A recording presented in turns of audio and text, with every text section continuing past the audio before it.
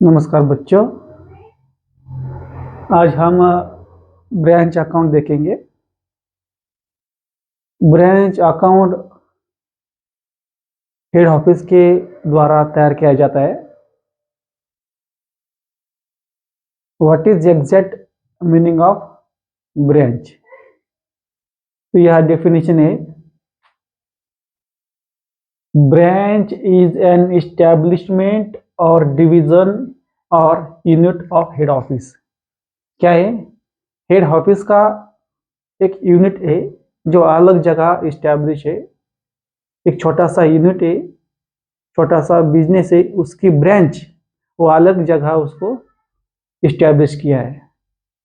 तो head office की जिम्मेदारी बनती है कि ब्रांच को माल सप्लाई करे, जो एक्सपेंसेस है उसके लिए भी कुछ टेक्निक वहाँ लागू करे। पूरा देखभाल हेड ऑफिस का वहाँ चलता है। तो हेड ऑफिस अपने छोटे छोटे ब्रांचेस बिजनेस अलग जगह इस्टेब्लिश करते, तो उसको हम कहते ब्रांच, छोटा सा small unit of head office और division of head office. Then उसका टाइप्स, ब्रांचेस में 4 टाइप्स रहते हैं। उसमें डोमेस्टिक ऑब्लिक इनलैंड ब्रांच, जो अपने ही देश में अलग अलग एरिया में जिस छोटा यूनिट हम फॉर्म करते इस्टेब्लिश करते, उसको हम डोमेस्टिक ब्रांच कहते हैं, जो हमारे देश में काम करते हैं। उसके बाद फॉरेन ब्रांच, इसका मतलब विदेश में अगर हमारा कोई यूनिट है, ब्रांच है, तो हम उसको फॉरेन ब्रांच कहते हैं, जो अलग देश में हमने स्थापित किया है। तो ये डोमेस्टिक ब्रांच जो अपने देश में चलाया जाता है, छोटे छोटे यूनिट्स अपने देश में ब्रांचेस इस्टेब्लिश की जाती है, और दूसरे देश में अगर रहता है तो उसे हम कहते हैं फॉरेन ब्रांच। थर्ड नंबर है इंडिपेंडेंट ब्रांच। इंडिपेंडेंट ब्रांच, इसका मतलब इसका जो अकाउंटिंग मेथड है वो ये ब्रांच खुद अपना सिस्टम तैयार करते हैं। उसको उनको अथॉरिटी रहती है, पावर रहती है कि अपना पूरा बिजनेस और पूरा ब्रांच अपने तरीके से उसको चलाना, हेड ऑफिस पर निर्भर नहीं रहने का। इसलिए इसका नाम क्या पड़ा? Independent branch.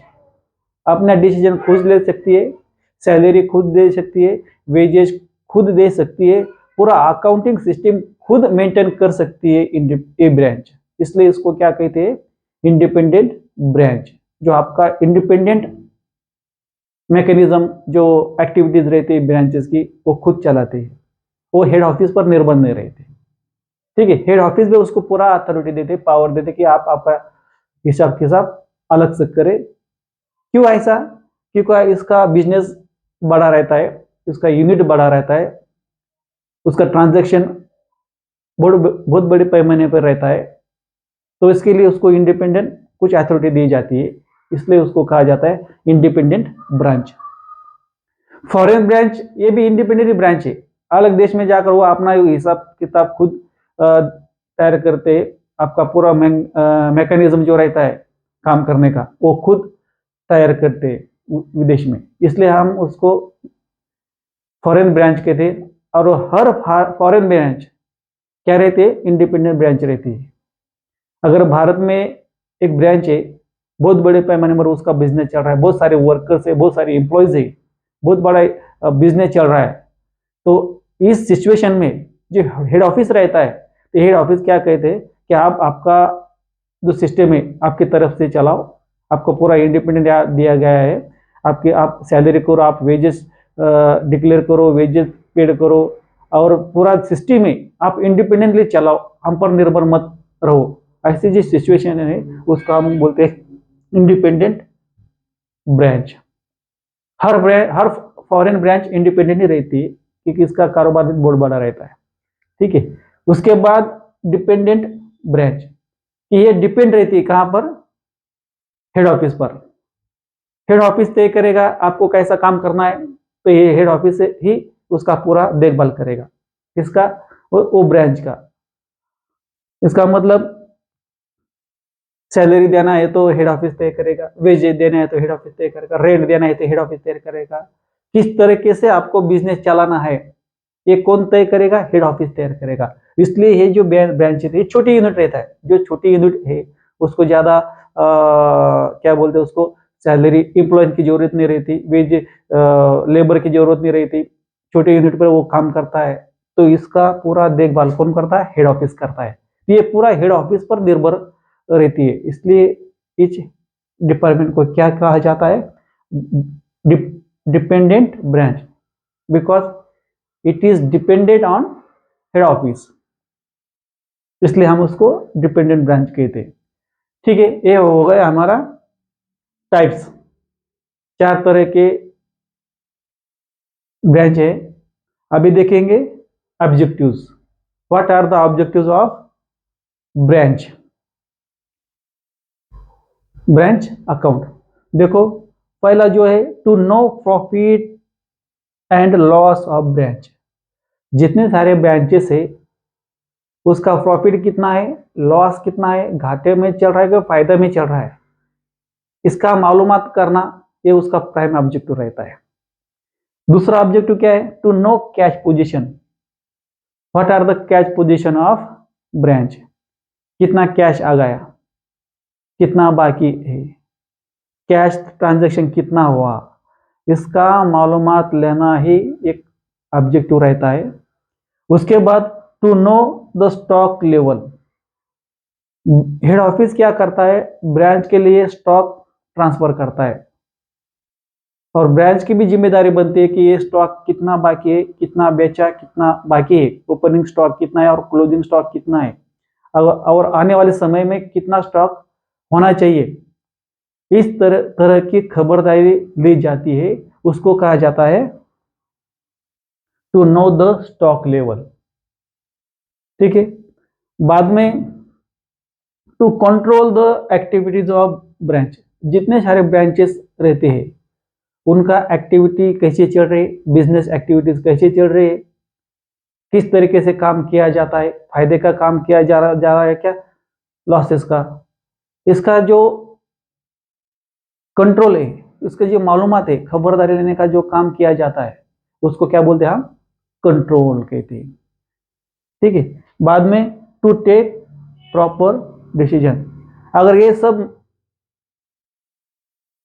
इसकी जानकारी अगर हमारे पास रहती है तो जानकारी की मदद से हम प्रॉपर डिसीजन ले सकते हैं, क्योंकि हमारे पास प्रॉपर डाटा होना चाहिए, प्रॉपर इंफॉर्मेशन होने चाहिए। अगर वो इंफॉर्मेशन अगर हमें रहती है तो इंफॉर्मेशन के बदौलत हम एक प्रॉपर डिसीजन ले सकते हैं।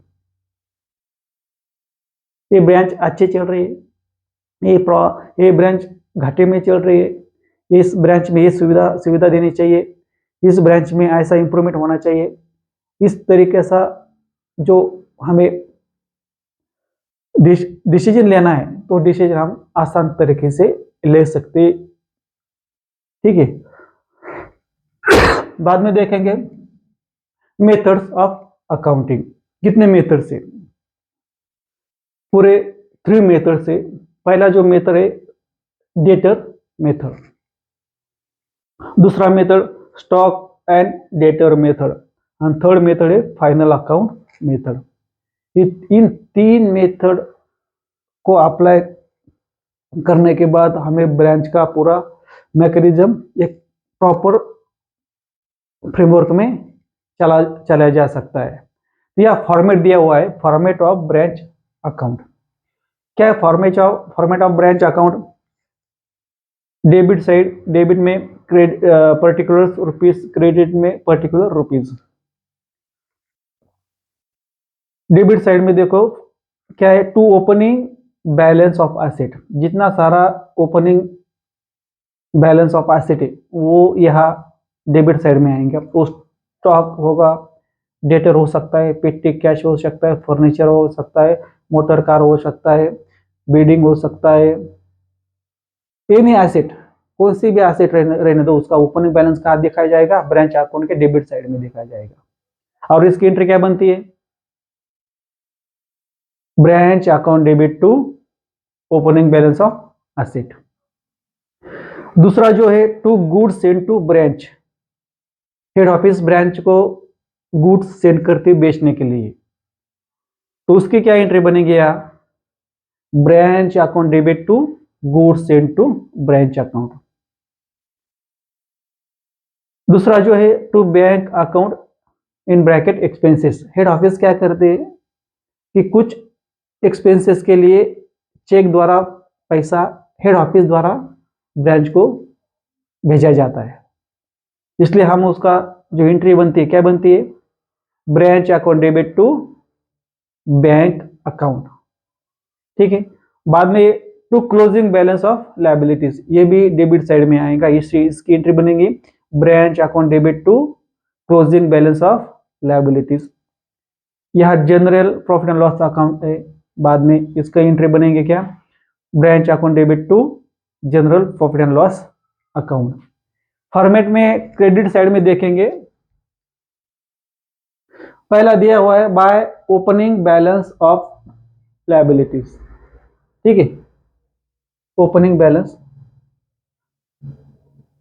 Balance of liability account debit to branch account. दूसरा है by bank account in bracket remittance, जितने सारे पैसा चुकता हुआ है ये यहां आएगा, cash sales collection from debtors. इसकी क्या एंट्री बनेगी, इसकी एंट्री बनेगी bank account debit to branch account. Next by goods send to branch account, अगर हेड ऑफिस से कुछ गुड्स आते हैं तो ब्रांच क्या करते हैं, उसमें से कुछ गुड्स ऐसे रहते हैं को रिटर्न करना पड़ता है, खराब होने की वजह से, गलत क्वांटिटी आने की वजह से, गलत फिगर संख्या आने की वजह से, ज्यादा आने की वजह से क्या होता है वो रिटर्न किया जाता है, तो उसको क्या बोलेंगे यहाँ, goods send to branch account. Same name same है, इधर गुड्स सेंड टू ब्रांच, इधर भी गुड्स सेंड टू ब्रांच, लेकिन ये रिटर्न वाला है, इन ब्रैकेट रिटर्न। तो इसकी एंट्री क्या बनेगी, goods send to branch in bracket return account debit to branch account. Okay, बाद में by closing balance of asset, उसमें stock, closing debtor, petty cash closing, furniture closing, इसकी एंट्री क्या बनेगी, closing balance of asset account debit to branch account.